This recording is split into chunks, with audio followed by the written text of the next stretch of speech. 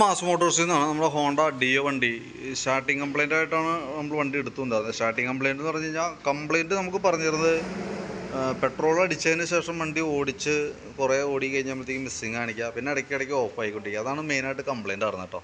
അപ്പോൾ ശരിക്കും കംപ്ലൈൻറ്റ് നമുക്ക് അതാണ് പറഞ്ഞിരുന്നെങ്കിൽ കൂടി നിലവിൽ വണ്ടിയുടെ കംപ്ലൈൻറ്റ് അതല്ലായിരുന്നു. കാരണം വണ്ടിയുടെ ഈ പ്ലഗിനകത്തേക്ക് പവർ സപ്ലൈ ചെയ്യണത് ഇരിക്കുന്ന HT കോയിൽ അത് നമ്മളിപ്പോൾ മാറ്റി പുതിയത് വെച്ചാണ്. HT കോയിലിൻ്റെയാണ്, ഹൈ ടെൻഷൻ കോയിലാണ് മെയിനായിട്ട് വന്നിരുന്ന കംപ്ലൈൻറ്റ്, ഇഗ്നിഷൻ കോയിൽ എന്ന് പറയും.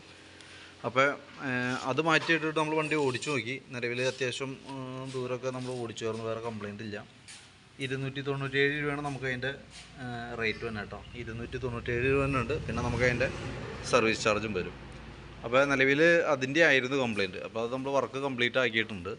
ടെസ്റ്റ് ഡ്രൈവ് നടത്തി നമ്മൾ അത്യാവശ്യം ഒരു 3-4 കിലോമീറ്ററൊക്കെ അത്യാവശ്യം ഓടിച്ചു. മറ്റേതെന്ന് പറയുമ്പോഴത്തേക്ക് ഏകദേശം നമുക്കൊരു 1 കിലോമീറ്ററൊക്കെ ഓടുമ്പോൾ തന്നെ കംപ്ലയിൻറ്റ് കാണിക്കുന്നുണ്ടായിരുന്നു. അപ്പോൾ നിലവിൽ വേറെ കുഴപ്പമൊന്നുമില്ല, വർക്ക് കംപ്ലീറ്റ് ആയിട്ടുണ്ട് കേട്ടോ. അപ്പോൾ അതിൻ്റെ ബില്ലും ഡീറ്റെയിൽസൊക്കെ ഓൾറെഡി നമുക്ക് വാട്സാപ്പിലേക്ക് തന്നേക്കാം. അപ്പോൾ ഓക്കെ.